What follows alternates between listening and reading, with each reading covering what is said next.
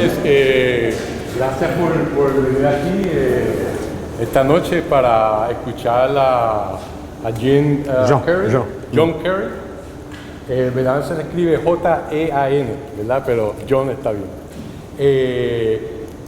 Son oportunidades que se nos presenta, que Papá Dios nos da, ¿verdad? Y pues hay que compartirlas. John, él vino desde Londres para estar esta semana dando las clases sobre, para las personas que estamos tomando clases para ser director espiritual. Toman 2 años y él es el fundador de la Escuela de Mary. La Escuela de María es una escuela que ha sido aprobada por el Papa Benedicto XVI y verdaderamente pues su enfoque es el desarrollo espiritual de las personas, ¿verdad? John ha enseñado en Roma, en el Angélico, tienen también clases en Italia, en otras partes de Italia, también da clases en Inglaterra, que es donde está viviendo, en Francia, acá en los Estados Unidos, Texas también, además de aquí de San Agustín, o sea, y en Irlanda también. O sea que pues él, la escuela de Mary, pues tiene sus maestros que dan las clases y John va a cada una de las escuelas que se están dando para dar los ciertos cursos que verdaderamente él quiere poner su toque personal en ellos para que verdaderamente los estudiantes puedan aprender lo mejor. Así que pues hemos tenido la bendición de que Papá Dios nos lo ha traído por acá y por eso pues él muy generosamente accedió a venir a estar esta noche con nosotros y por lo menos darnos un bocadillo, un aperitivo, ¿verdad? De lo que es la enseñanza espiritual, que verdaderamente yo con todos los años pues envuelto en la iglesia, eso verdaderamente pues me ha abierto los ojos a lo que verdaderamente un director espiritual y cómo uno crece en la espiritualidad de uno, ¿verdad? Porque pues no solamente uno leer y estudiar, pero sino también que hay ciertos pasos que uno sigue, ¿verdad? Para llegar a estar más unido a Dios, aunque pues yo sé que la mayor parte de ustedes ya han tenido esa experiencia de encontrarse con nuestro Señor Jesucristo y que le ha cambiado su vida de rumbo, ¿verdad? Así como todos íbamos por un lado y cuando hacemos un retiro espiritual o cuando leemos un libro, cuando nos encontramos con una persona que nuestro Señor utiliza para darnos esa metanoia, ese cambio, ¿verdad? Y entonces nos damos cuenta que verdaderamente le debemos todo a Él y que queremos estar con Él y queremos hacer lo indecible para estar con Él, pero entonces ¿cómo progresamos en ese camino? En vez de estar dando como vueltas, círculos, ¿verdad? Y por eso pues quiero... gracias a que él está aquí, pues yo creo que nos va a ser de beneficio para todos nosotros. Sin más preámbulo, porque yo no sé qué usted hablando esta noche, John, ¿verdad? Los dejo aquí con John, ¿verdad? Gracias.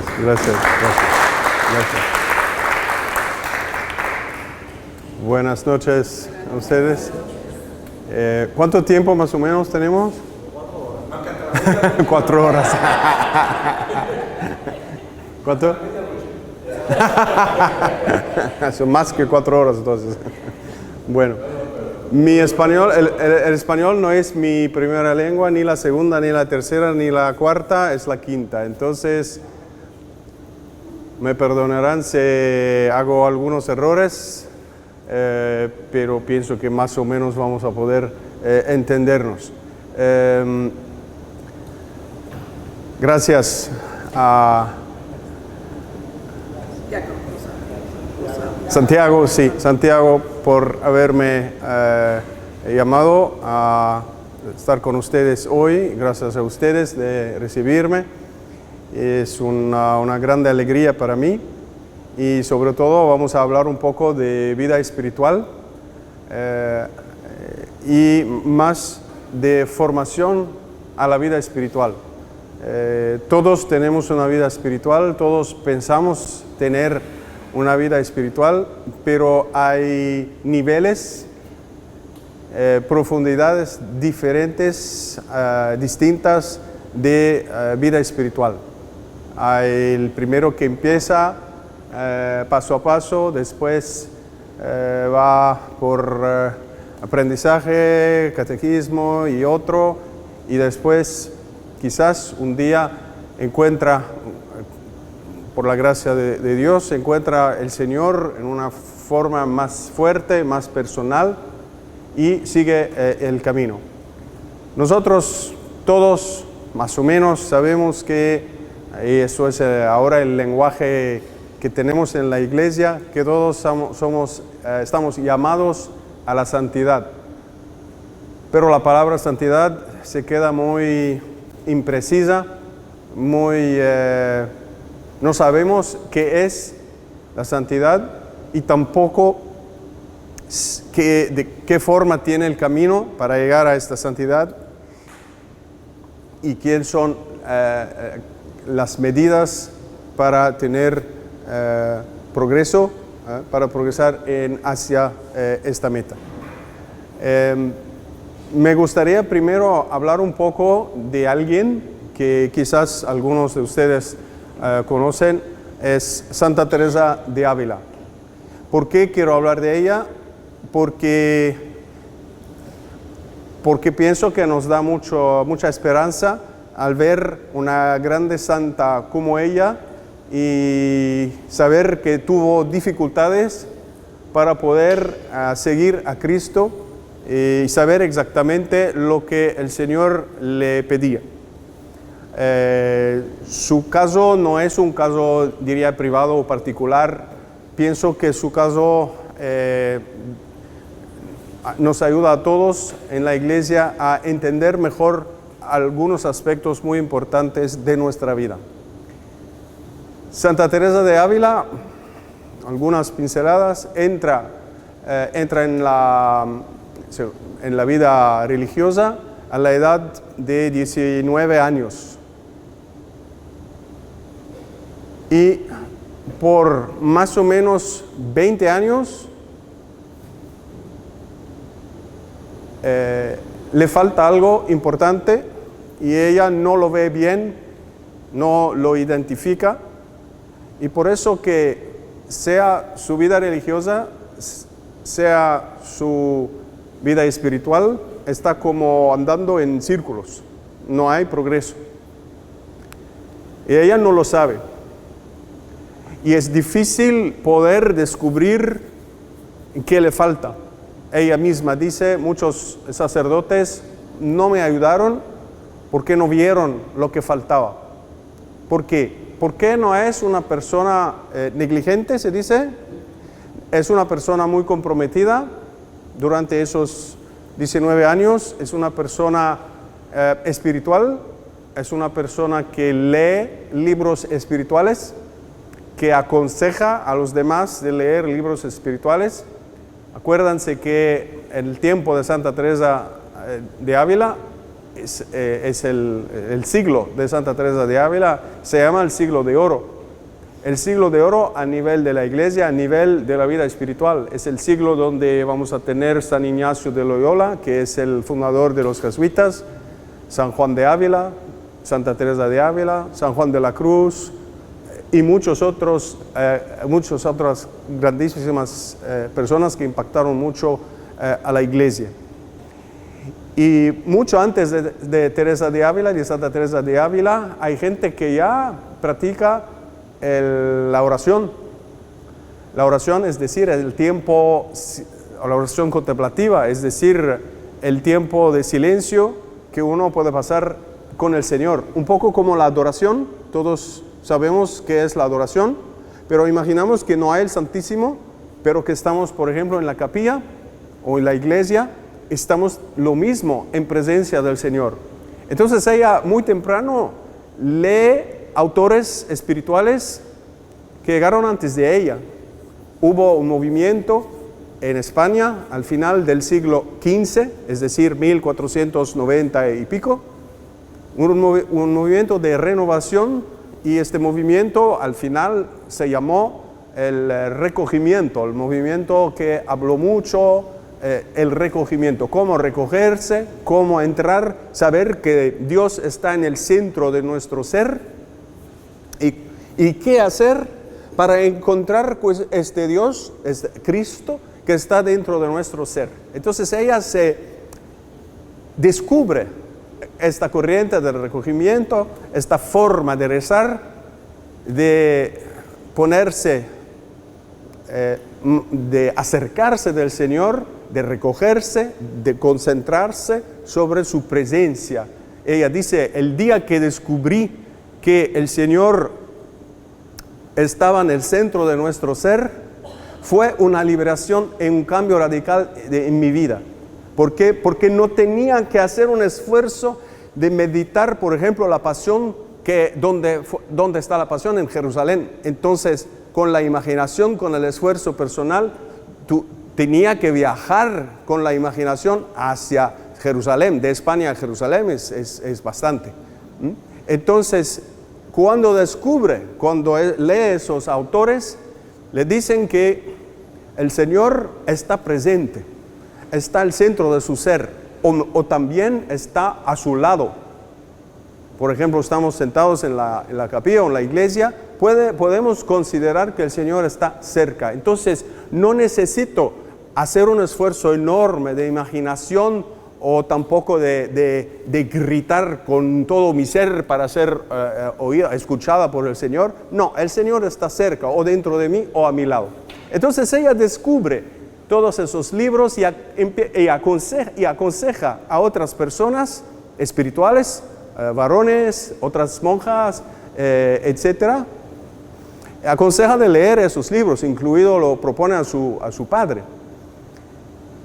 Y empieza a practicar esta forma de oración, para un poco, durante 3 años, después, durante 15 años antes de lo que llamaremos después su conversión, su segunda conversión, está practicando esta forma de oración.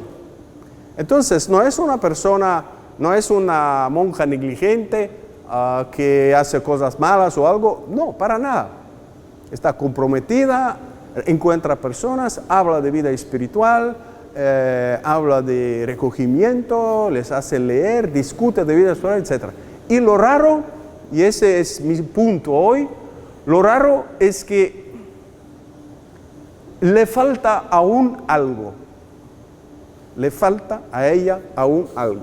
No lo sabe, no se da cuenta. Dice ella que sí, el Señor le dio una vez, le habló o la regañó un poco. Dice que una monja incluido en su monasterio la regañó un poco. ¿Regañó de qué? Estamos dentro de este espacio de casi 20 años de vida religiosa de Santa Teresa. Entra a la edad de 19 años y estamos casi a la orilla de la edad de 39 años, ¿ok? Estamos en este espacio. Los últimos 15 años ya practica esta forma de oración a diario. Pero a pesar de eso, el Señor ve que le falta algo muy importante. Lo vamos a ver juntos. Ella no lo ve bien, no está claro, o quizás hay un poco de pereza, de... Bueno, pospon para otra vez, no hacemos la cosa inmediatamente, etc. Entonces, lo que después llamaremos su segunda conversión, va a pasar a esta edad más o menos de 39 años. Pero ¿qué es el corazón o el centro de esta conversión?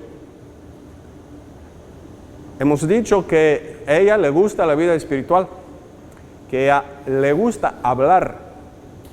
Ella sabe hablar, sabe tener un grupo y tener una conversación. Y la conversación no es superficial, está hablando de vida espiritual, de oración. No es algo, decimos un poco de la vida, un poco fuera de la vida religiosa o la vida espiritual, no es algo malo. Pero ella misma lo dice. Si leemos su libro, la autobiografía, el libro que se llama La vida suya, escrita por ella misma, en los primeros capítulos, quizás empezando más o menos el capítulo 6, ella dice que su afectividad, sus emociones iban un poco dentro de esas relaciones. Ponía demasiado su corazón dentro de esos contactos de esa gente. Decimos así de una forma simple, le gustaba un poco las personas. Pero cuidado, nada malo. Nada malo. No viajan con su imaginación con algo, no es verdad.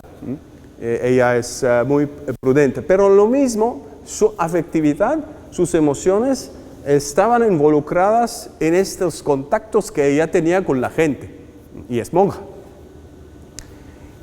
¿Y qué esperaba el Señor y qué le pedía el Señor? Y eso es, diría, es el corazón, el centro de su conversión. Pero es una segunda conversión, porque ella es cristiana, monja, fiel, pero no totalmente fiel. Hay algo. El Señor le dice, quiero todo tu corazón, quiero toda tu afectividad. Tú te buscas un poco en estas relaciones con estas personas. Yo quiero esto para mí. Y gracias a Dios encontrará en aquel momento más o menos de su conversión, encontrará un sacerdote que podrá ver a lo más profundo, que podrá distinguir el punto esencial donde había esta debilidad, si podemos hablar así, de Santa Teresa, que el Señor quería todo su corazón. Si me permiten, me gustaría hacer un dibujo solo para explicar qué significa todo el corazón, o hablamos así, la mitad del corazón, ¿no? Voy a hacer un dibujo muy simple, muy sencillo del corazón, y lo voy a dividir en dos. Entonces, un corazón dividido en dos. Conocemos los dos mandamientos del Señor, ¿no? El primer mandamiento, amarás tu Dios con todo. Toda esta palabra, todo, es repetida 4 veces en las diferentes versiones. Pero el problema es que esta palabra todo tu corazón, no la leemos todo. ¿Por qué? Porque hay un segundo mandamiento que dice, amarás a tu prójimo como a ti mismo. Entonces, implícitamente nosotros leemos esto como la mitad alta de tu corazón la das al Señor, la das a Dios, el tiempo de la oración, el tiempo de la iglesia, el tiempo lo que sea del servicio, y la otra parte la das para el amor de mi hermano, de mi mamá, etcétera, de mi esposo, de mi esposa, de mi hijo, etcétera, el amor humano. Pero el Señor nos dice la mitad. Nos dijo la mitad. Dicho, amarás tu Dios con todo tu corazón. Y eso es un problema. ¿Por qué? Porque nosotros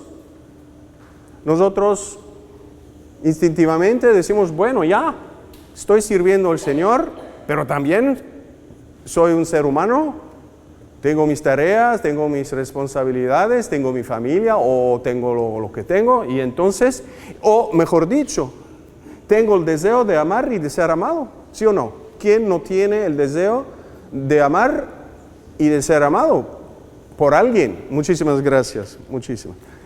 ¿Ok? Entonces, hay la necesidad, hay el hambre de tener este amor humano.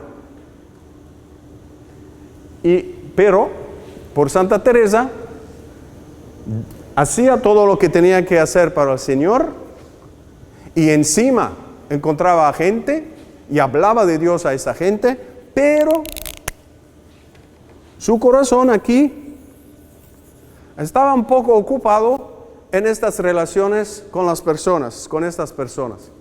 Quizás una persona más específicamente.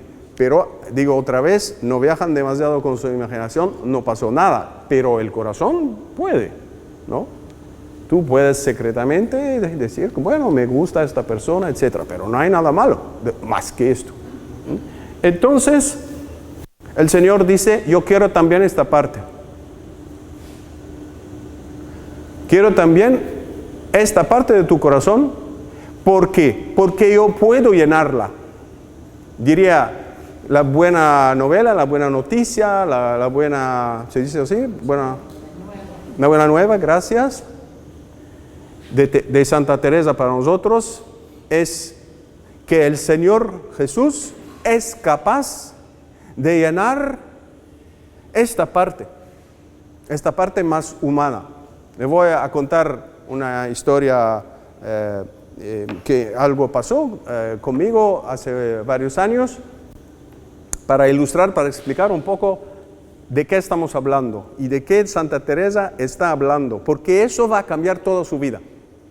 Acordámonos que ella practica la oración, 2 horas de oración cada día, silenciosa, como 2 horas de adoración, pero sin el Santísimo, pero ya rezando, 1 hora a la mañana, 1 hora la noche, y por 15 años. Y a pesar de eso, no recibe las gracias que el Señor quiere darle. Después de la conversión, cuando dará también esta parte de su corazón, las gracias se derraman con una cantidad y una calidad increíble. Toda Santa Teresa de Ávila que conocemos, todos sus escritos, son después de este momento de conversión. No la conocemos, solo ella nos habla, pero no hay un escrito o algo que nos cuenta de cómo vivió antes. Ella lo cuenta, pero nada más. Entonces, la grande Teresa de Ávila no tiene nada antes de dar esta parte y tendrá mucho cuando dará esta parte. Entonces, le cuento esta historia. Un día estaba hablando, había 2 señoras, las 2 casadas, estaban en el carro, se dice, ¿no? En esta parte del mundo, porque allá se dice coche, ¿no?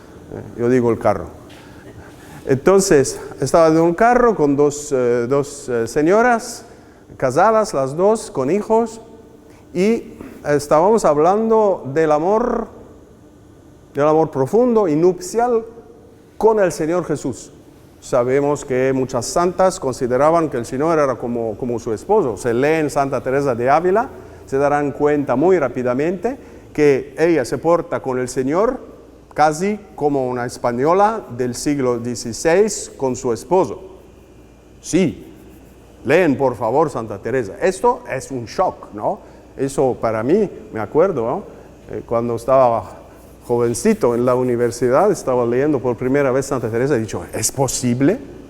¿Es posible tratar al Señor Jesús como su esposo? Esta es loca.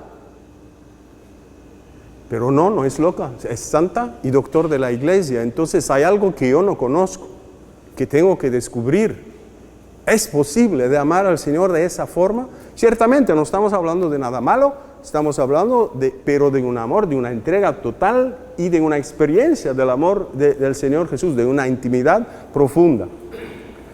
Entonces, estaba hablando de eso con estas 2 señoras. Una de ellas me entendía muy bien, me dice, sí, está casada, tiene hijos. Me digo, sí, entiendo lo que tú dices.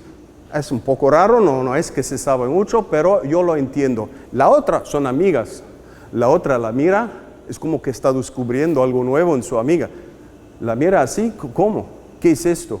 Ella dice, el Señor Jesús es todo para mí, es mi Dios, es mi amigo, es mi Salvador, es mi todo, pero decir que el Señor, así puedo tener una relación íntima con Él, no, eso no me entra.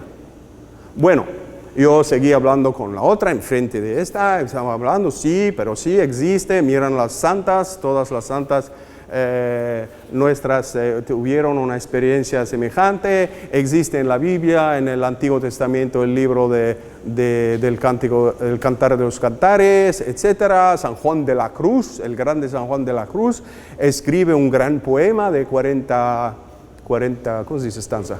Estrofas, y cuenta una relación de amor entre la esposa y el esposo. Y el esposo aquí es Cristo. En el Evangelio Jesús habla de sí mismo diciendo que Él es el esposo.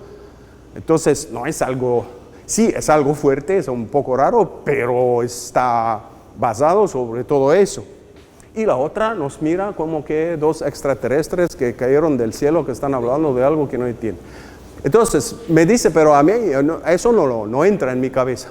Eso está tranquila. Yo entiendo, porque yo pasé por esto, ¿no? He dicho, esta es loca, Santa Teresa es una enferma, ¿no? De la cabeza. Le he dicho, mira, yo te entiendo y no te pido nada. Te pido solo una cosa.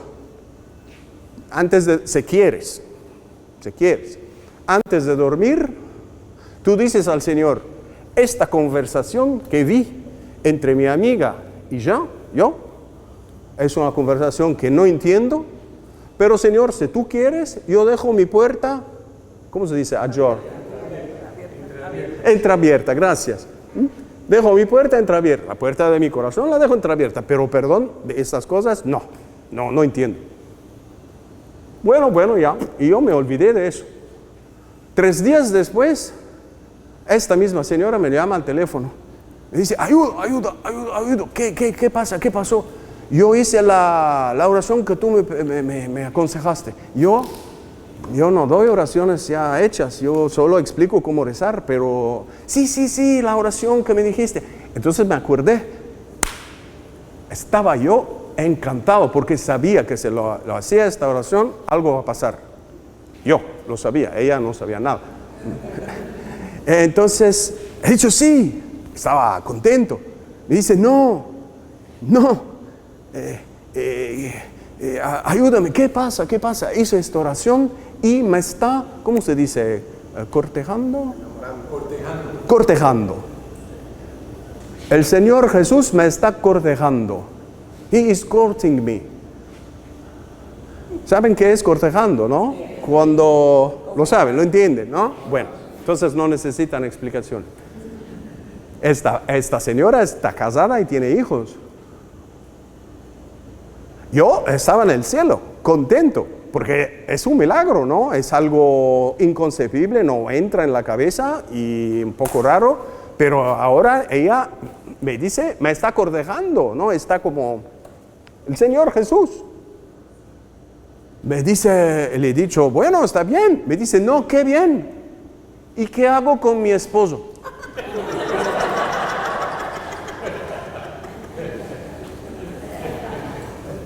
Está casada, tiene hijos, es un problema. Cortejando es decir que, me siguen aquí, cortejando significa está hablando a esta parte, no a esta parte. Nosotros sí conocemos al Señor con la parte de arriba. El Señor está no sé dónde, le hablamos, vamos a iglesia, acercamos de ser buenos cristianos, comprometidos, etcétera. Pero la parte de abajo, no. ¿Quién nos habló de esto? Nadie. Entonces, ella cuando me dice, me está cortejando, me está diciendo que esta parte que yo di a mi esposo, el Señor Jesús me la está pidiendo. ¿Me siguen? Es complicada la cosa. Ahora en lugar de tener solo uno, tiene 2. Y ciertamente el Señor Jesús pasa primero. Entonces me dice, ¿y qué hago con mi esposo? Le he dicho, tu esposo, porque allá se puede decir tú, ¿no? Tu esposo, la conocía muy bien. Entonces, ¿tu esposo no es Dios? El Señor es Dios.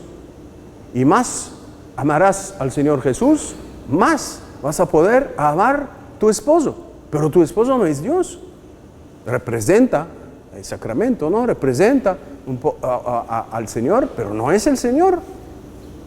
Mientras el Señor es el que tiene derecho a tu corazón, porque murió para ti. ¿Me siguen? Entonces, ¿por qué cuento esta historia? Esta es una historia que pasó ya varios años, ¿no? Para explicar que esta señora sintió muy claramente que esta parte del corazón que normalmente demos a un ser humano, el Señor la está pidiendo para Él. Estoy usando esto para explicar el asunto de Santa Teresa de Ávila.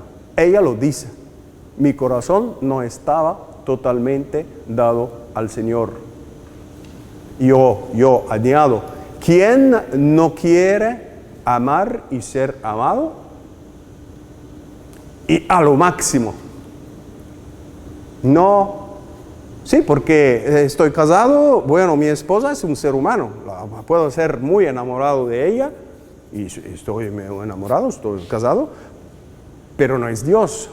Ella no es capaz de llenarme. Nosotros estamos creados a imagen y semejanza de Dios, no de mi esposa o mi esposo o mi hijo o mi padre o mi madre, porque puede ser también esto, ¿no? Una relación muy fuerte con el papá, con la mamá, con el hijo, con la hija. ¿Me siguen? Entonces estoy creado, diría, al tamaño de Dios, con una hambre que no conozco con claridad, con fuerza, pero tengo dentro de mí esta hambre, una hambre de Dios. Y lo bueno de esto es que el Señor me está diciendo, tú estás no solo creado con la capacidad de recibirme, de amarme, pero yo puedo llenar tu deseo de amar y de ser amado. Cuando cuento esto, a veces oigo la objeción diciendo, pero el Señor no es el ser que puedo tocar, ¿no? Sobre todo las mujeres, ¿no? Me dicen, no puedo tocarlo. Esas palabras no me bastan. Prueban, por favor. Pensar que el Señor Jesús no puede llenar el corazón del ser humano infinitamente más que el amor humano. ¿Me siguen? Hay que tener esta experiencia. Otra vez, volvemos a lo que dice la señora. ¿Y qué hago con mi esposo? Lo vas a amar más. Lo vas a amar con el amor de Dios. Vas a dejar a tu esposo, bye bye, y me voy yo con el Señor. No, al contrario, cambia todo. Como dice Santa Teresa del Niño Jesús, dice, me extraño, hay gente que dice que más uno se acerca de Dios, más tiene que un poco tener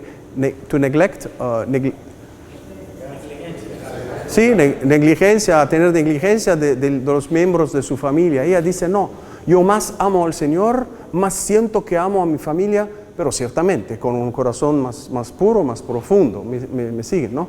Entonces, eso es el asunto. Teresa de Ávila descubre a un cierto momento que el Señor le dice, no me has dado todo. Y eso será el momento de su conversión, de su segunda conversión.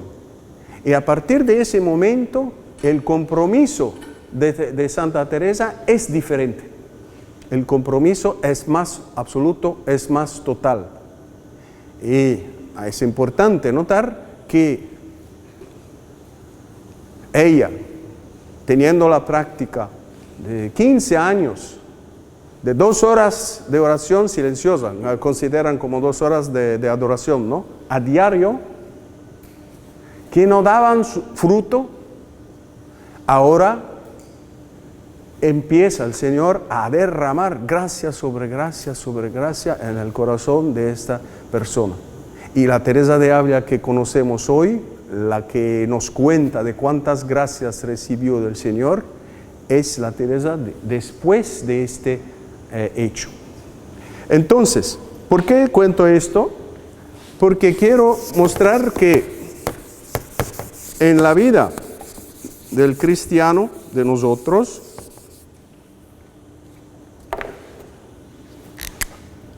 tenemos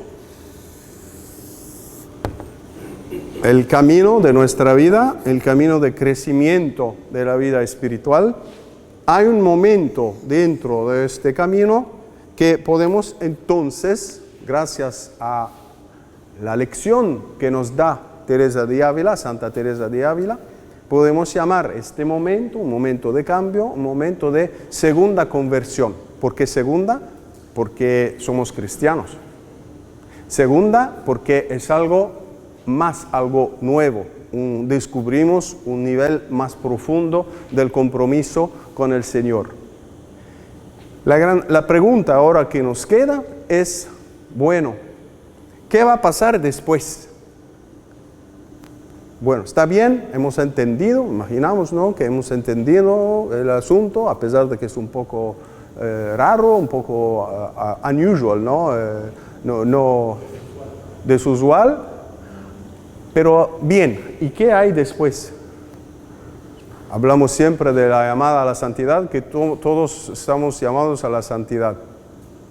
La santidad, ¿quién nos hace santos? Es el Señor, ¿sí o no? Nosotros hacemos lo que tenemos que hacer, lo que podemos hacer para contestar al Señor, para corresponder a su gracia, pero es Él que nos transforma.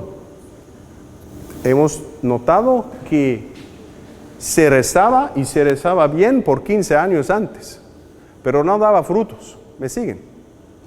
Mientras con esta transformación, y con el compromiso, una nueva fidelidad al Señor, no puedo entrar en todos los detalles hoy, pero hay más cosas.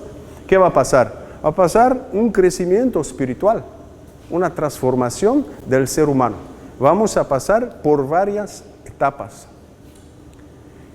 Y Santa Teresa de Ávila, la misma, más o menos hacia el final de su vida, va a escribir un libro donde nos describe las varias etapas de crecimiento.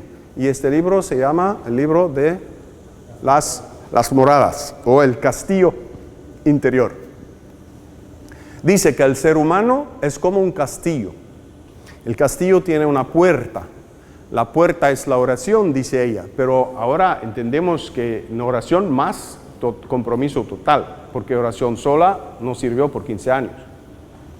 Entonces, entrar dentro de este castillo, dice el ser humano es como un castillo donde en la morada más interior está el Señor mismo y nos está esperando.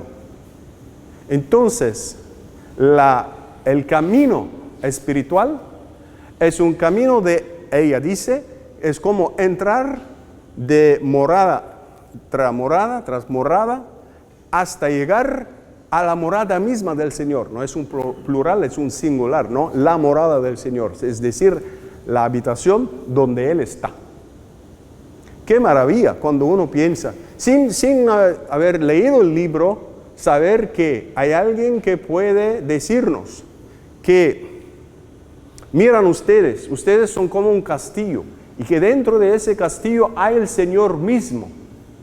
Por causa del bautismo, por ejemplo, el Señor mora dentro de nosotros, al centro de nuestro ser. Esto es una verdad católica.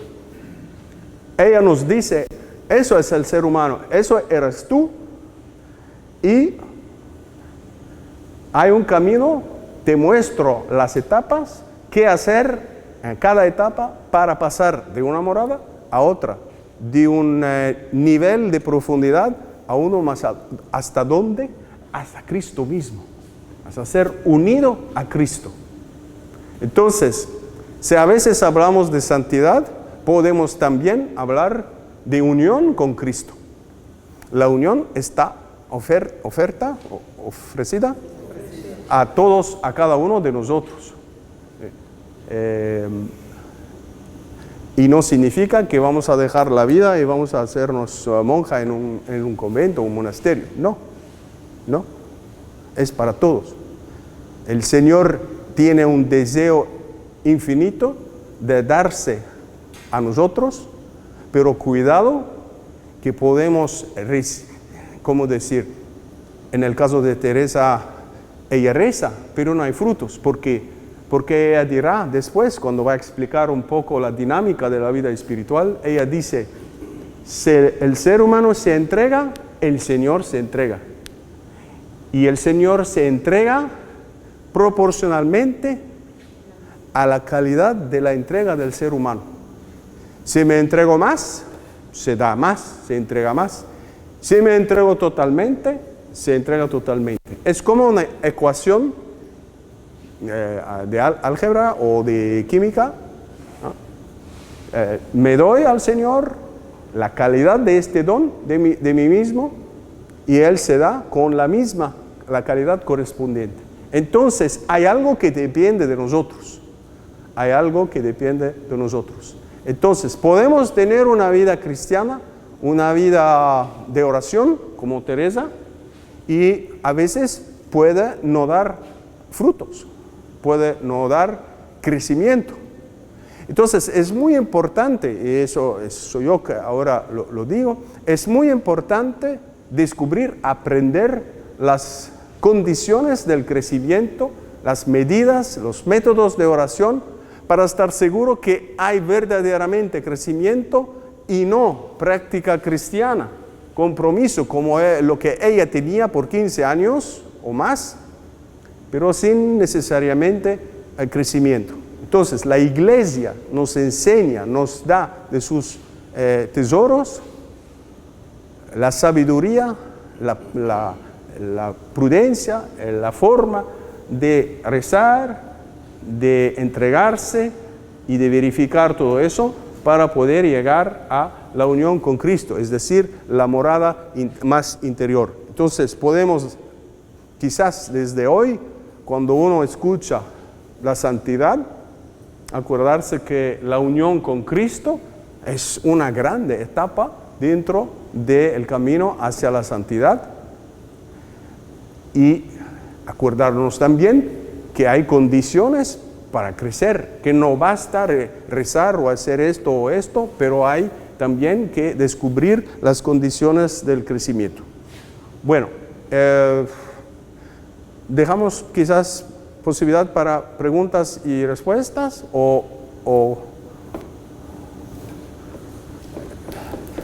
bueno, doy solo dos puntos y después quizás si ustedes tienen preguntas, vemos esto juntos. Me gustaría, entre los métodos más fuertes de crecimiento, enfocarme sobre los dos grandes momentos de la misa. Sabemos muy bien que la misa tiene la liturgia de la palabra y la liturgia de la Eucaristía. La liturgia de la Eucaristía llega a su punto máximo ¿cuándo? Cuando comulgamos, ¿no? Cuando recibimos al Señor. Es un momento muy fuerte donde Dios se comunica a nosotros, se entrega a nosotros. ¿Estamos de acuerdo? Eso es muy fácil de entender. Pero hay otro momento también en la liturgia de la palabra, pero es muy sutil, muy difícil de ver. Pero, como en el caso de Santa Teresa, es un momento vital, decisivo para el crecimiento. Entramos un poco dentro de la liturgia de la palabra y pregunto a ustedes,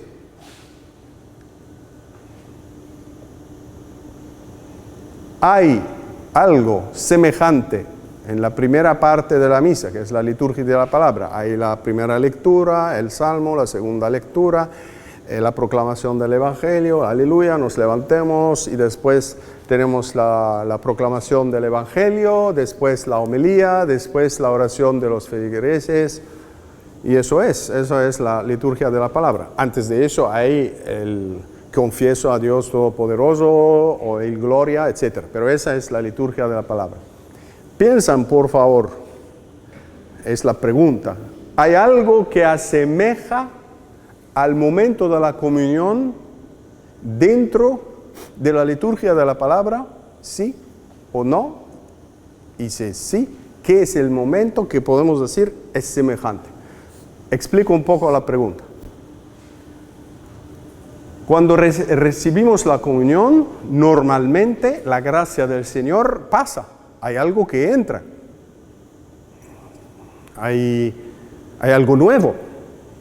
Hay un momento de unión con el Señor. Estamos así, con Él. Sabemos que está. Nos gustaría quedarnos quizás un poquito más de tiempo para dejarlo trabajar en nosotros. Es un momento sagrado. Es una cumbre dentro de la misa. Este momento preciso de recibir al Señor. Es como un abrazo, sí, se comunica a nosotros. Como dice San Agustín, nosotros comemos el Señor, pero de hecho es Él que nos come. Que nos coma. Comer y Él nos come, es decir, que nos transforma en Él. Bueno, eso es el momento más fuerte a nivel de la comunicación de la gracia de Dios a nosotros. La pregunta es, ¿tenemos en la primera parte, es decir, en la liturgia de la palabra, un momento semejante, sí o no? Y si sí, ¿qué es este momento?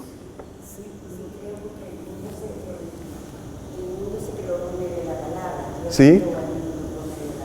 Sí, pero el momento ¿qué es? Porque el momento, la liturgia de la palabra es la primera lectura, el salmo, la proclamación, el evangelio, la homilía, la oración de los feligreses. ¿Dónde está el momento? La consagración. Perdón, ¿Sí? ¿Qué? ¿Perdón? El evangelio. Es decir, usted dice el momento de la proclamación del evangelio. Hay algo que está pasando.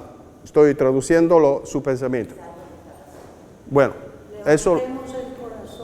No, eso es la segunda parte. Eso es segunda parte. Es correcto, pero es segunda parte. Estoy hablando de la primera parte, es decir, la liturgia de la palabra. Que es el momento donde se comunica la gracia de Dios, el momento más fuerte de la liturgia de la palabra. La respuesta aquí es durante la proclamación del evangelio. ¿Pueden decirme? Sí, la respuesta es justa. ¿Pueden decirme qué pasa en este momento? Escuchamos la voz de Dios. Escuchamos la voz de Dios. Y cuando decimos Dios aquí, ¿quién es? ¿Quién es? Para ser más preciso, ¿quién es este Dios? Cuando Dios Padre, Dios Hijo, Dios Espíritu, ¿el cuál? Espíritu Santo. Dios, para mí en ese momento es la Trinidad. La Trinidad, pero sí, hay algo más preciso.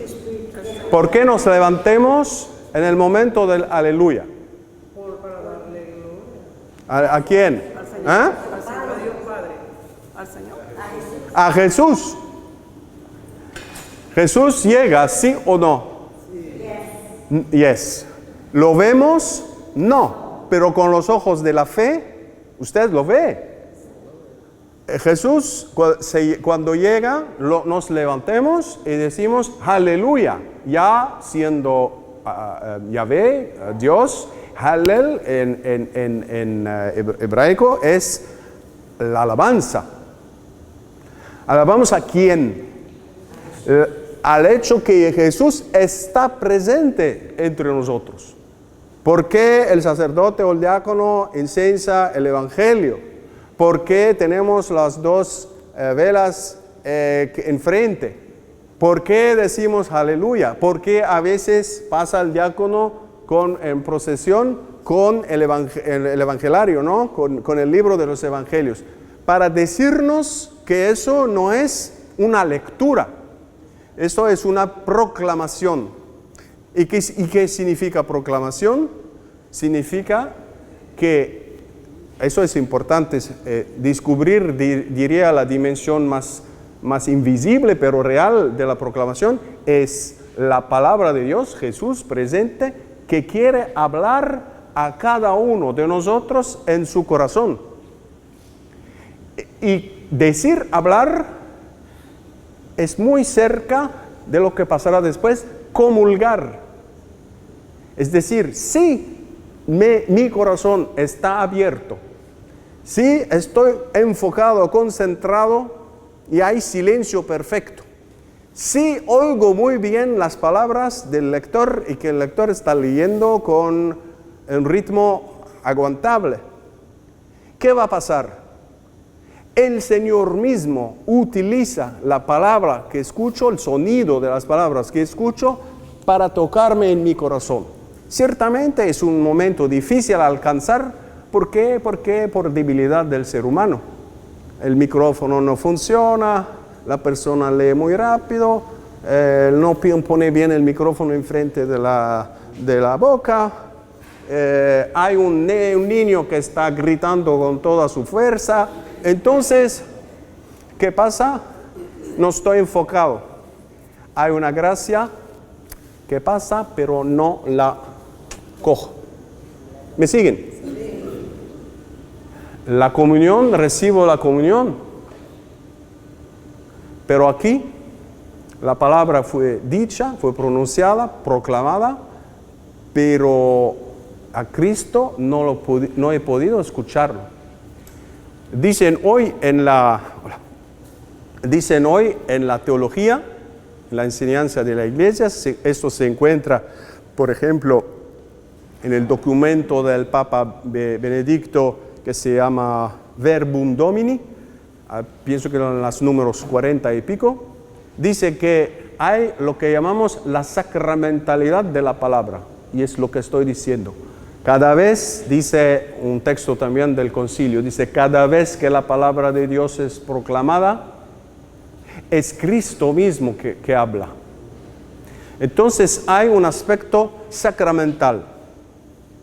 ¿Qué significa sacramental? Tengan paciencia un poco conmigo, lo sé que es un poco, parece complicado, pero no es complicado, muy simple, muy sencilla la cosa. ¿Qué es el sacramento? Pues tenemos el bautismo, hay agua y hay la gracia. Hay un signo visible de una gracia invisible, ¿no? El sacramento son dos cosas, lo que vemos o percibimos y lo que los ojos de la fe solo pueden ver. Entonces, si se dice que la proclamación de la palabra, ¿no? Nos levantamos, aleluya, y el diácono o el sacerdote proclama el evangelio. Escuchamos el oído, entonces es el signo. Pero también Jesús quiere hablar en el corazón de cada uno, entonces es la gracia invisible. Y lo hace en una forma única para cada uno de nosotros. A mí hoy me habló en una forma, es para mi crecimiento, para escuchar su palabra y ponerla en práctica. A ustedes habló en una forma diferente, a usted otra forma, a usted otra forma. Pero cuidado, hay una gracia y es importante no perderla. ¿Por qué estoy hablando de eso? Porque esto nos lleva a la necesidad de escuchar cada día, si es posible, la palabra de Dios y ponerla en práctica. Escuchar a Jesús a través de las lecturas, por ejemplo, del día. Tenemos las lecturas del Evangelio y de la primera lectura. Podemos escuchar la palabra de Jesús. Y eso, soy yo que lo digo, se está bien hecho, dice también el Papa Benedicto, escuchar de la palabra y ponerla en práctica está bien hecho, esto crea una primavera, ¿cómo se dice? Spring. Una primavera para la iglesia o para cada uno de nosotros individualmente. Entonces, es muy importante y puede realizar mucho de lo que faltaba en Teresa de Ávila, es decir, entregarse totalmente. Para poder escuchar la palabra de Dios es necesario cada vez renovar su entrega al Señor. Estoy diciendo todo eso en dos palabras, pero normalmente se necesita más enseñanza, más tiempo, y hoy llaman esto lección divina. Imagino que ustedes escucharon hablar de esto. Lección divina. Es decir, lección es lectura, divina es divina. Es decir, escuchar leer y escuchar al Señor Jesús que quiere hablarnos. Llega la mañana en nuestra parroquia. Es presente. Decimos aleluya. Significa que llegó. Nos levantemos. Levantarse significa que solo por el placer de levantarse. No, nos levantemos no para los ojos del sacerdote o los ojos del diácono. No, nos levantemos porque el Señor Jesús resucitado está presente entre nosotros y quiere hablarme personalmente. ¿Ok? Entonces, esto hay que sentarse y recibir esta gracia y no perderla. No puedo explicar todo de una vez, pero estoy solo subrayando que entre las formas más poderosas de crecimiento espiritual para llegar a esta morada del Señor, a unirse al Señor, es primero escucharlo. Si no, recibimos la comunión y el Señor dice, pero tú me recibes, pero yo quería hablarte y tú no me escuchaste. ¿Cómo quieres crecer? Acuérdense por favor de eso. Cada vez que recibimos la comunión sin escuchar al resucitado que llegó en nuestra parroquia o a casa mía para darme esta gracia diaria, lo siento, es un poco fuerte lo que estoy diciendo, pero es verdad. El Señor es capaz de decirme, pero no me escuchaste. ¿Por qué me estás recibiendo sin escucharme? ¿No?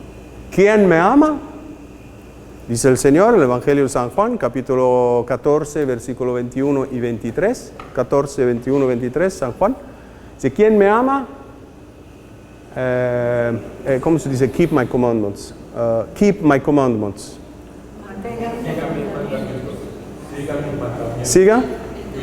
Siga mis mandamientos o pone en práctica mis mandamientos o me escucha. Es la primera parte de la misa. Quien me ama, me escucha. Y escuchar significa escuchar y poner en práctica, no solo escuchar, porque escuchar entra por aquí y sale por allá, ¿no?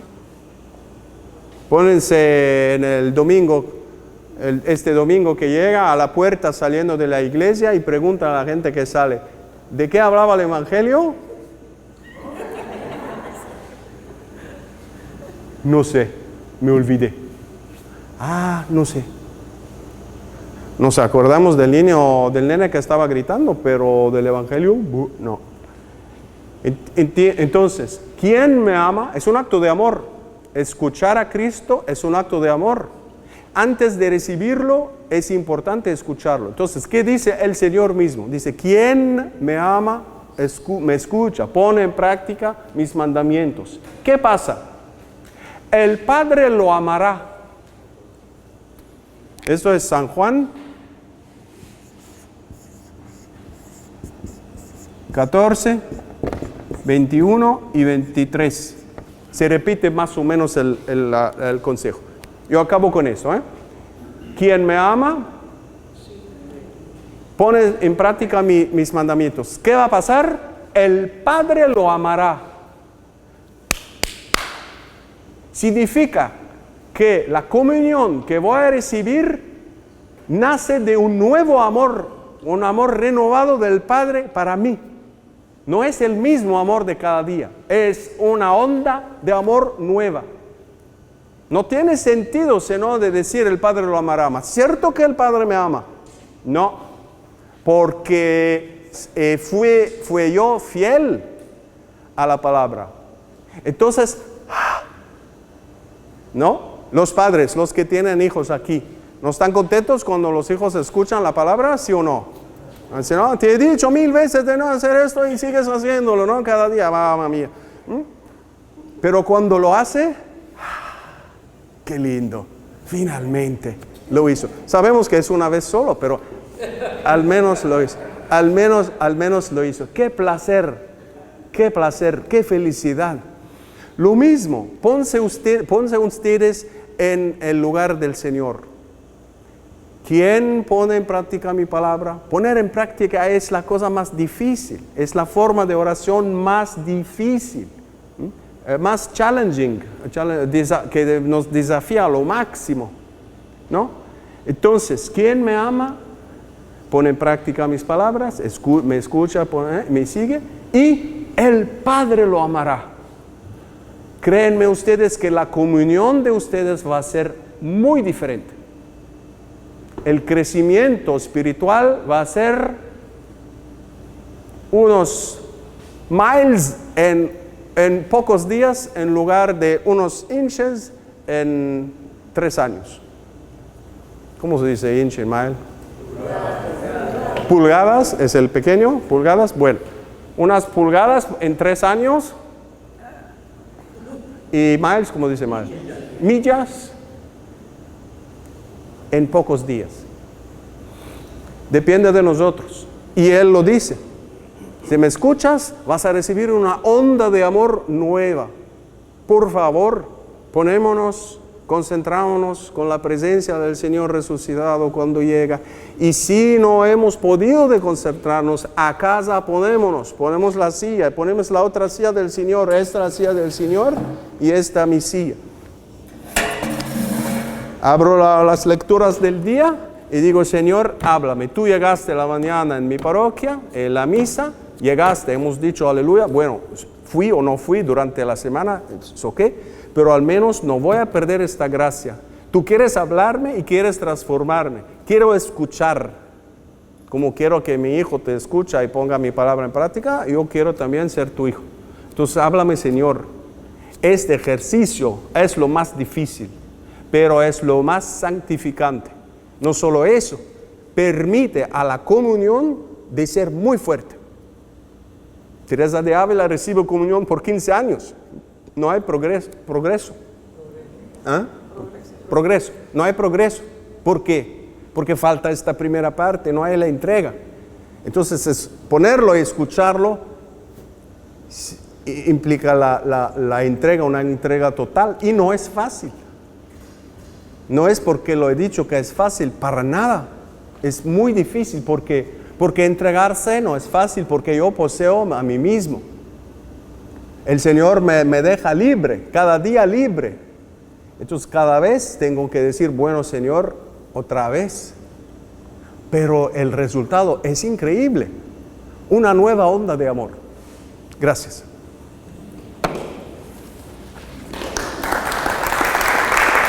¿Tiempo para preguntas? ¿Qué? Yo le dije hasta las 9 de la noche. Hasta las 9 de la noche. Pero no comen, no viven, no. Comen la palabra de Dios. Sí, Padre. Tengo dos Sí. preguntas. Lo primero es, en la liturgia se habla de el comulgar con la palabra. O sea, esa es una palabra muy bonita que la aplicamos solamente en la Eucaristía. Comulgamos con los cuerpos, pero también en la liturgia se habla de comulgar con la palabra. Pero es algo muy bonito que es propio en la liturgia. Entonces, Existe comulgar con la palabra o comulgar la palabra. comulgar con la palabra. Con la palabra, ok. No lo conocía esta expresión. Dice que en la misa se comulgan las 2 veces. Sí, no, estoy de acuerdo, pero no conocía la expresión. Comulgar con la palabra. Sí, tú. Esa era una pregunta, si has escuchado esa expresión. La otra es, bueno, hay algo que, bueno, soy de Colombia. Sí. Y aquí, ya llevo unos años, y me he ido acostumbrando, pero no lo he aceptado plenamente. Esto que no salga de acá. No, ¿sí? ¿Qué? Que no salga de aquí, que no se sepa. Just between us. Ah, ok, sí. ¿Qué es? Pero está grabado, cuidado. A mí me parece muy importante cuando hablabas de escuchar la palabra, y aquí en la cultura americana, pues no sé que los obispos en su sabiduría y las conferencias se está siguiendo la lectura se sigue con el misal. Sí. Y entonces yo he visto mucha desconexión entre lo que cuando el sacerdote proclama o el diácono del evangelio y las personas siguen la lectura sea, yo siento que, como, no sé, hay habido cierta desconexión en eso que explicabas de escuchar. A mí, por ejemplo, como sacerdote, cuando hay otro padre o ya que me escuchan, a mí me gusta escuchar el evangelio. A mí no me gusta seguirlo, sino yo lo escucho porque es como la voz de Dios que está llegando. No sé si yo sé que es muy difícil opinar sobre esto porque Sí. no lo prueba, pero a mí esto de seguir la lectura, como que lo estoy trabajando, ¿no? Sí. Poco a poco. No, pero usted tiene razón. Voy a decirlo otra vez para la grabación, para que sepan lo que usted ha dicho. No, eso no es solo aquí. Lo mismo lo encontramos también en Europa, por ejemplo, en cada país. Es lo mismo, la gente tiene las lecturas, incluido esas hojas, ¿no? Perdón. En las hojas, ¿no? Distribuyen las hojas y tenemos las lecturas. Y muchos liturgistas dicen que la lectura normalmente, como usted, espero que entendió usted bien, que hay que escucharla y no necesariamente leerla. Después se puede leerla a casa o antes o después, pero absolutamente sí, los liturgistas y la tradición y también la experiencia antigua, diría, ¿no? Los monjes escuchan, cierran los ojos y escuchan. Es una forma muy diferente, más viva, el hecho de escuchar en lugar de tener las lecturas y leerlas. Estoy de acuerdo y pienso, no solo yo, muchos sacerdotes, teólogos, etcétera, dirían lo mismo de lo que usted dice. Es solo, no sé, distribuyen las lecturas. En Italia, por ejemplo, toda la gente tiene las lecturas. En Inglaterra también, toda la gente al entrar tiene las lecturas. Y incluido cuando el sacerdote o el diácono proclama la palabra, están así. Sí, están pasando la hoja y buscando. Sí, estoy de acuerdo. Eso, pero es la liturgia de la palabra es un fenómeno, un momento difícil de comunicación de la gracia y por varias razones, incluido esta, del no ser capaz de dejar todo y de escuchar, por varias razones la gracia la perdemos. Por eso que he dicho que sería bueno o antes o después de la misa de sentarse y decir, bueno, la gracia no la voy a perder, la gracia de hoy no la voy a perder. Y es verdad que en aquel tiempo, sí, estamos de frente de la lectura de una hoja, del misal o de lo que sea. ¿Ok? Entonces, sí, de acordísimo. Sí, por favor, no, atrás.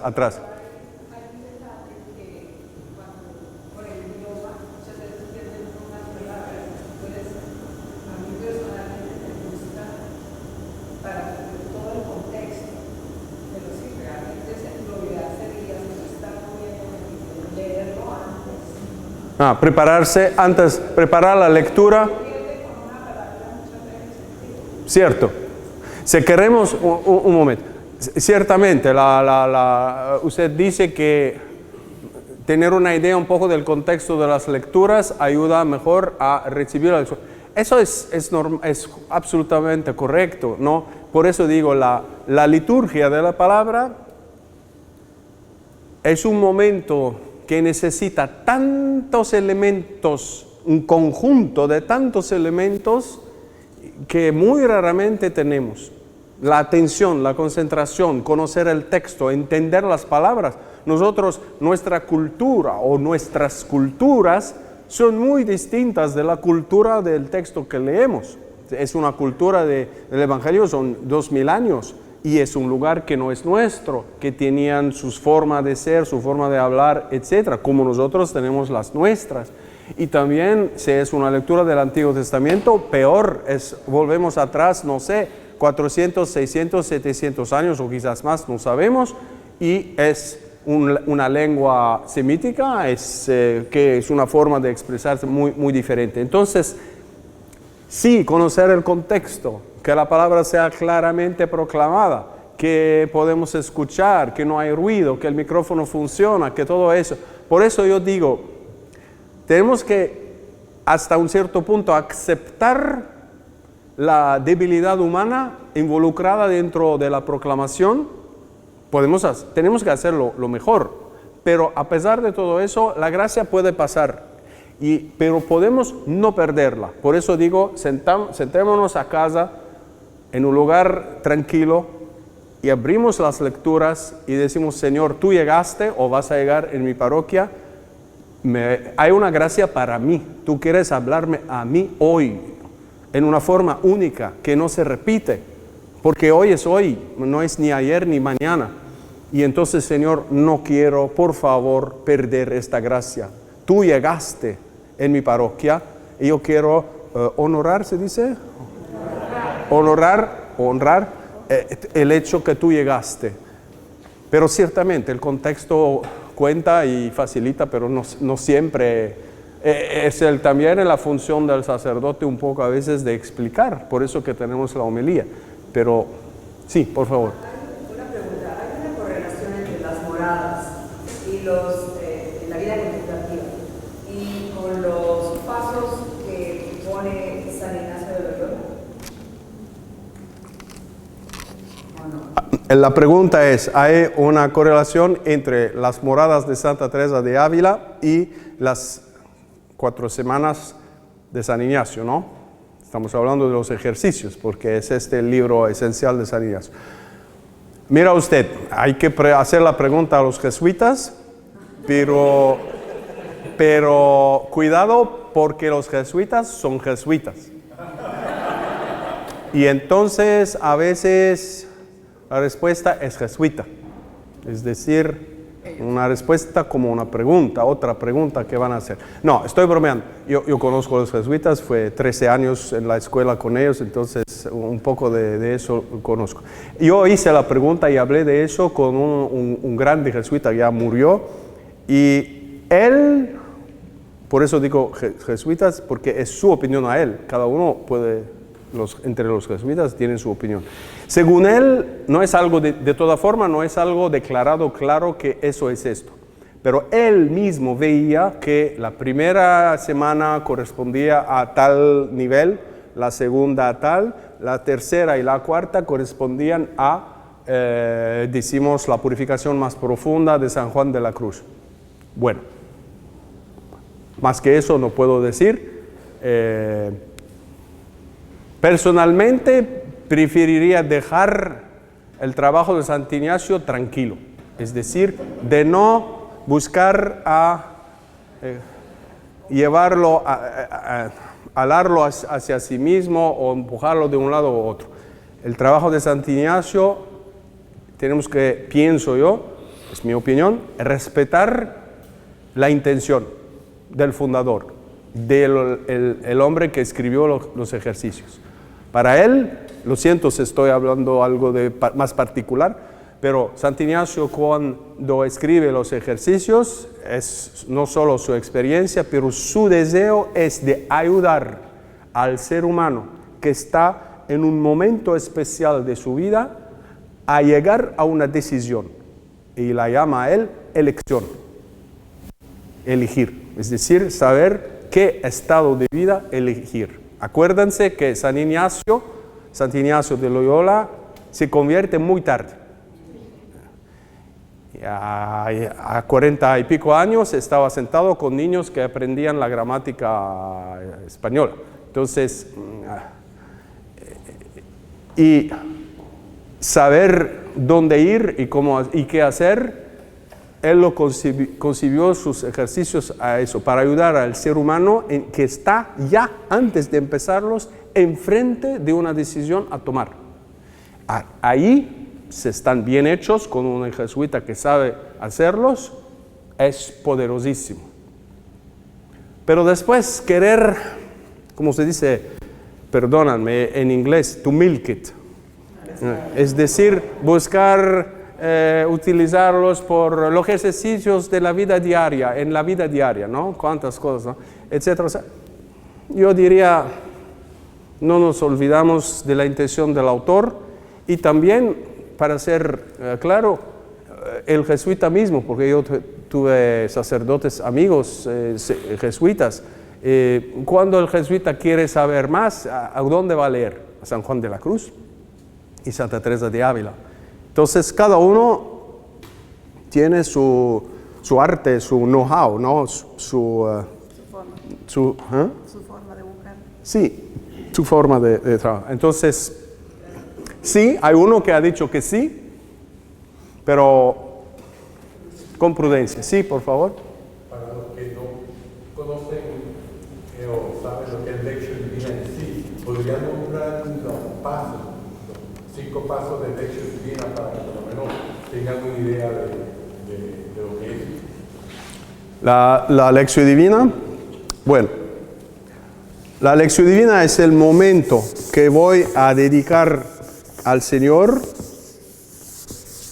Puede ser cada día, sería bueno, si uno tiene tiempo y es el momento en su vida de hacerlo, para escuchar la palabra del Señor y ponerla en práctica. Son 2 momentos, uno sigue el otro. Sí, hay varios métodos en la iglesia, hay que leer, después meditar, después rezar, después contemplar.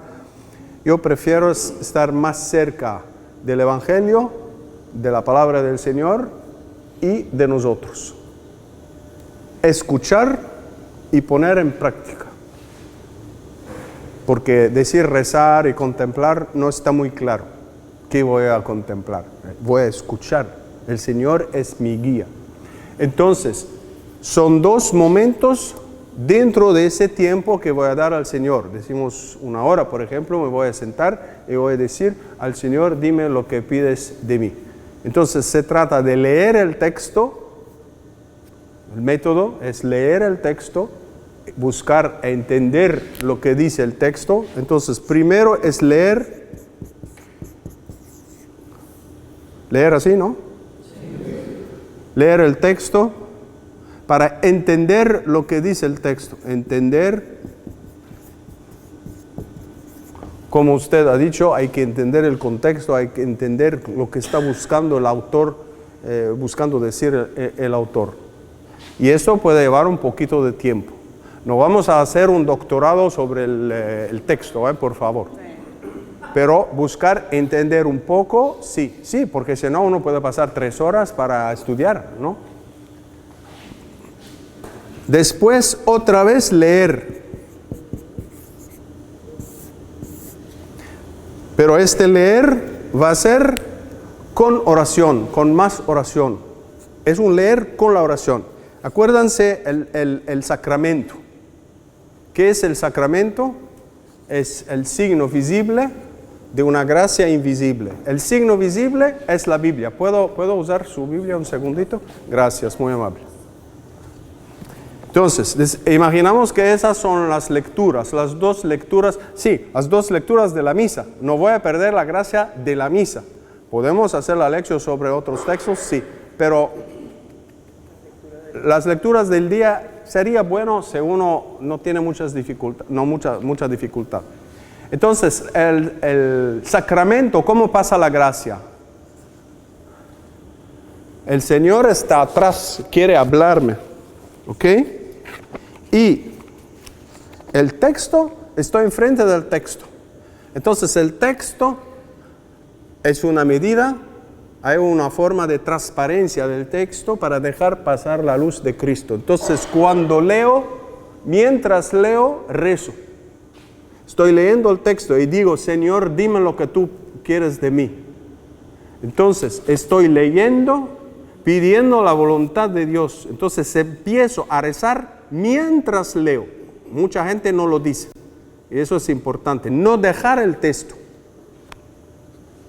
pero empezar a rezar. Entendí la palabra, entendí un poco el texto, leí un poco las notas a pie de página, etcétera, las conexiones con otros textos, etcétera. ¿Perdón? No mucho comentario, más exegesis que comentario, porque comentario ya empieza a mandarme en un cierto lugar. No mucho comentario, por favor, porque el comentario es el pensamiento de una persona. Yo quiero la palabra. Entonces, el exegeta, es decir, las buenas Biblias me dice, ahí esta palabra aparece en otro lugar, la misma. Bueno, no quiero saber más. Esto después yo busco, escucho. Entonces, leer diciendo o rezando, diciendo al Señor, ¿qué pides de mí? ¿Qué pides de mí hoy, no mañana, y no de mi amigo, de mí.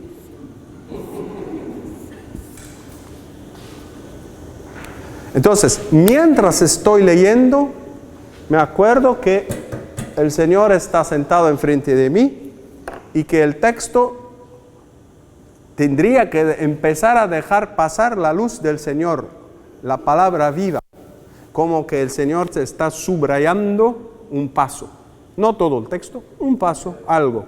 Es Él que lo hace, no yo. Estoy diciendo rápidamente las etapas, no, yo necesito varias horas para explicar esto, entonces estoy haciendo un resumen. Entonces la pregunta, mientras estoy leyendo, ¿qué pides de mí hoy? ¿Cómo empieza la oración? De Él. No que yo pido de Él. Es decir, tengo un problema, Señor, pones un poco de luz sobre mi problema. ¿Cómo empieza la oración? De mí.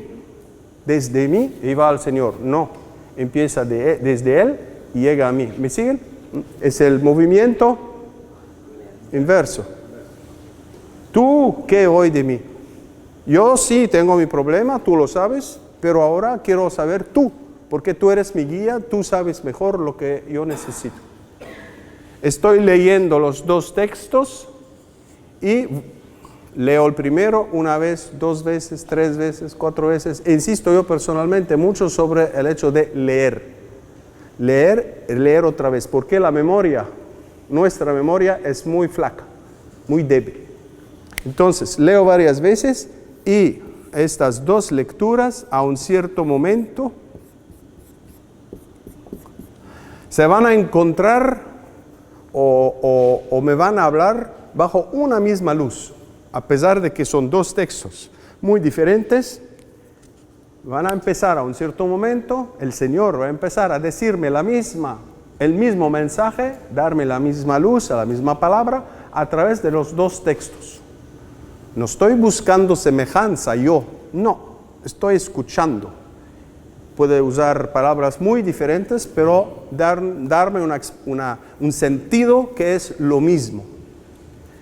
Entonces, leo hasta que los 2 textos se encuentran en un punto. Entonces, hay Cristo, hay el primer texto, hay el segundo texto que es el Evangelio, y soy yo presente acá. Y entonces todo coincide en un punto. Me dice, bueno, no sé, perdonas a esta persona, por ejemplo, ¿no? Esta persona te hizo mal, bueno, yo hoy te pido de perdonar. El texto me lo dice, ¿ok?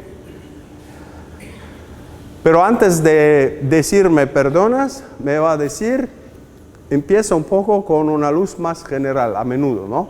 Que es el perdón. El perdón. Pero cuidado, es muy fácil llevar la palabra perdón y aplicarla como yo quiero. No, le digo, Señor, voy a seguir leyendo hasta que el perdón llegue a ser acto muy claro para mí. Es decir, te pido yo de perdonar a esta. ¿Te acuerdas ayer esta persona que te hizo? Sí. Bueno, te pido de perdonar a esta persona. Entonces, de perdón, que es una palabra muy general, que yo puedo aplicar como quiero, no la aplico. Espero que Él baja y toca mi voluntad, toca mi vida y me dice, te pido de perdonar a esta persona. ¿Ok? Y al final, cuando está clara la pregunta del Señor, lo que me pide el Señor, digo, bueno, es la segunda, la primera, el primer pedido, ¿no? ¿Qué pides de mí? Después me dice, bueno, te pido de perdonar a esta persona. Le digo, bueno, Señor, dame tu Espíritu Santo. Es la segunda etapa, el poner en práctica. La primera es escuchar. Después, poner en práctica. Digo, Señor, tú me pediste de perdonar a esta persona que me hizo mal. No puedo hacerlo, pero tú puedes ayudarme a hacerlo. Entonces, Señor, dame tu Espíritu Santo. Como te pedí de darme tu Espíritu Santo para decirme qué pides de mí, ahora dame otra vez el Espíritu Santo para que esta palabra viva que tú me diste, vas a perdonar, que puedo yo ponerla en práctica y poner en práctica. Entonces, la lección divina son 2 etapas. La primera, leer, hasta que sea claro lo que Él me pide. Y después de todo esto, eso decimos es como A, escuchar, y B, poner en práctica.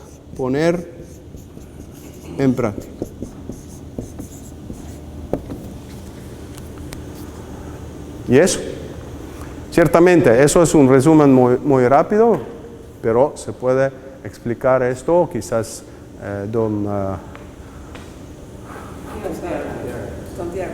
Santiago puede explicarlo ciertamente el Padre, puede explicarlo con más detalle otra vez. ¿Ok? Es muy rápido, no estoy dando un resumen muy rápido. Esta forma de rezar, porque eso es rezar, es la forma más poderosa para progresar en la vida espiritual. Gracias. Ir a misa, de recitar, decir el oficio divino, ¿no?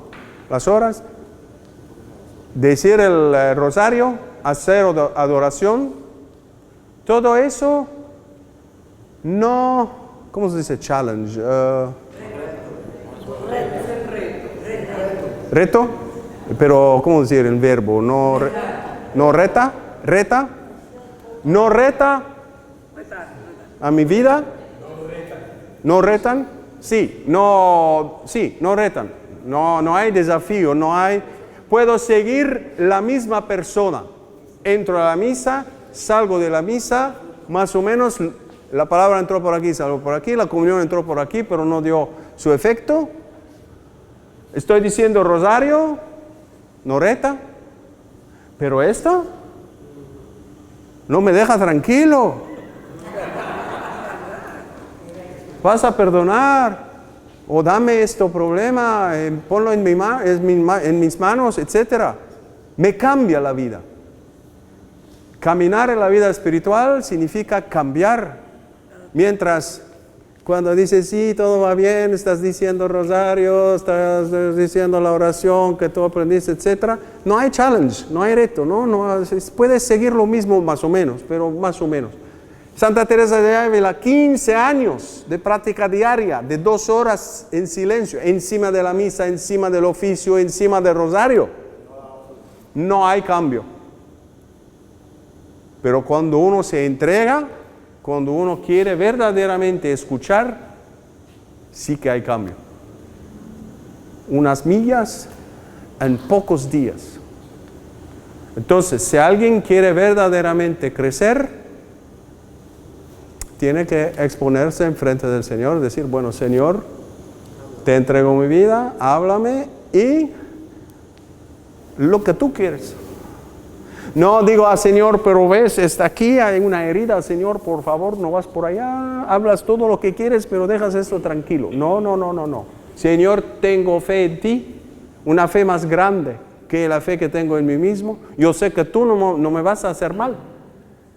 Entonces, si tú quieres hablar, vas donde quieres. Muéstrame lo que no veo, como el ciego del Evangelio, ¿no? Hijo de David, ten piedad de mí. ¿Qué pides? Quiero ver. Hijo de David, quiero ver. Es decir, que cuando me pongo enfrente de la palabra de Dios, me va a decir algo que no veía. Entonces, ¿amo la verdad encima de todo? ¿Pongo la verdad encima de todo o temo la verdad? La verdad es Cristo, no es una teoría, es Cristo mismo. Entonces, tener esta determinación de poner a Cristo en primero, no temer la verdad, pero amar la verdad. El ser nuevo en mí ama la verdad. El ser viejo en mí no le gusta la verdad. Entonces, por un lado es amarga, por el otro es alegría. Y tenemos los dos.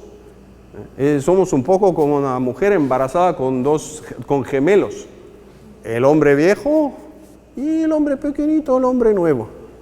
Entonces, la palabra enoja mucho al hombre viejo. Pero al hombre nuevo es alegría. Entonces, vamos por el lado del hombre nuevo o de la mujer nueva, de la criatura nueva, y decimos al Señor, te prefiero a ti encima de todo, quiero la verdad, yo sé que tú me amas y si me pides algo, si yo no puedo hacerlo, tú vas a poder hacerlo. Entonces, pídeme lo que tú quieres. Tú lo vas a hacer. Si me pides algo imposible, tú lo vas a hacer. ¿Ok? Pero de eso podemos hablar horas y horas y el Padre y don Santiago van a ciertamente explicar esto más. Bueno, ¿más? Son las 8:35. ¿Alguna pregunta? Nosotros estamos fascinados. Sigue hasta las 12. Tiene permiso. Bueno, Aquí encantado. Una pregunta Hay así, cortica. un ejercicio práctico que tal vez, bueno, puede ser de mucha ayuda y es después, yo hablo para mi vida espiritual personal porque si realmente uno, a veces es curioso que a uno el sacerdote prepara el evangelio, lo explica Sí. y después al rato ¿qué era el evangelio de hoy? sí, A uno, pero entonces un ejercicio que yo hago, que para mí es, termino el evangelio, hago la homilía, después la homilía pues, es para mí, ¿no? Pero después ya en la misa, en el contexto de la misa, me hago la pregunta mientras me siento ahí unos segunditos, ¿qué me dice a mí la palabra? Entonces, vuelvo a escucharlo, otra vez. a escuchar. Es una pregunta que me puede hacer después de la homilía, una pregunta, bueno, al menos como, ¿de qué trata el evangelio? Es como que ya se va quedando una idea de qué fue el evangelio o qué dijo el padre en la misa. Algunas familias acostumbran a hacerlo en su carro, cuando van en familia, algunas van hablando, ¿cómo que lo que dijo el padre, que el evangelio? Es una ayuda como práctica. Sí, es verdad. Es verdad que para el sacerdote son dos niveles.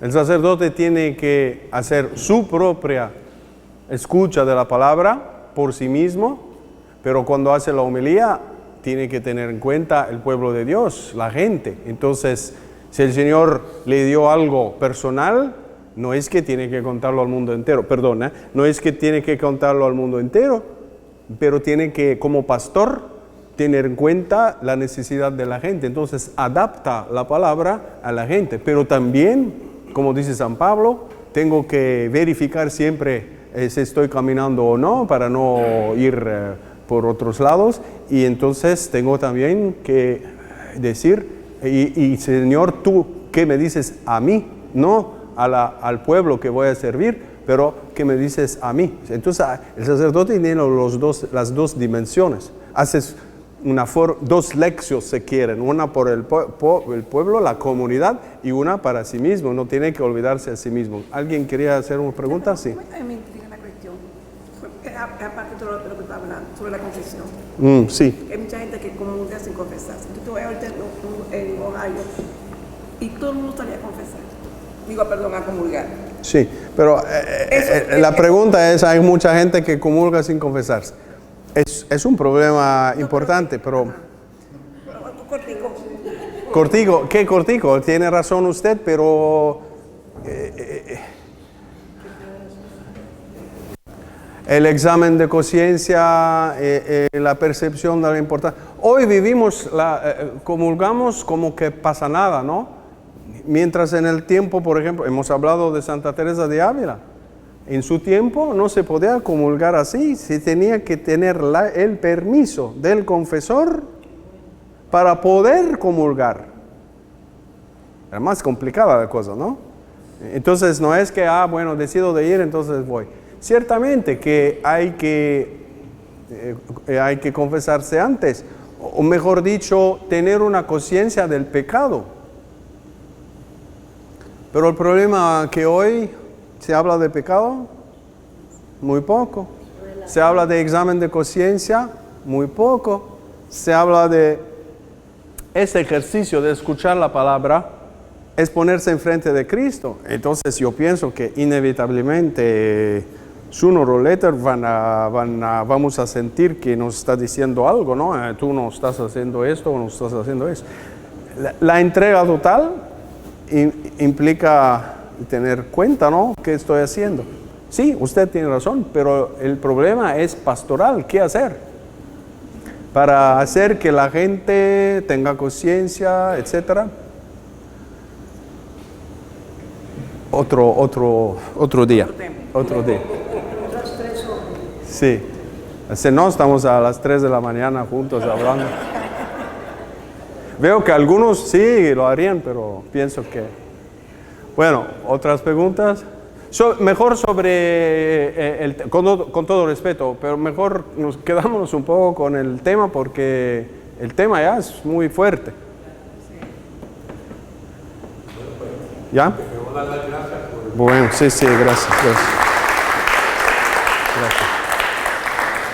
Hay un librito que escribí hace muchos años con mi pobre español sobre el ejercicio de la Lectio Divina. No es grande, son 100 preguntas y respuestas sobre la Lectio Divina.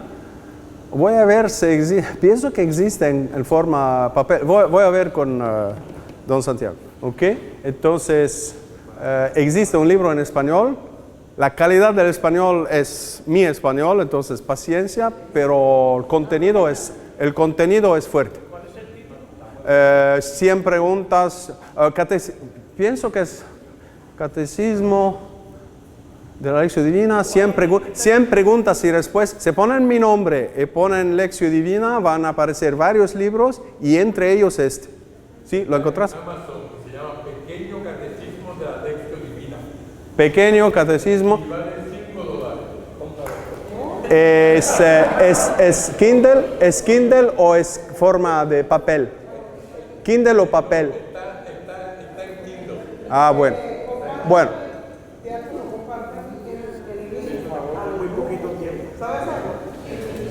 Pues, voy a buscar ponerlo en formato papel. Voy a ver esto. ¿Perdón? Sí. Ah, bueno, sí.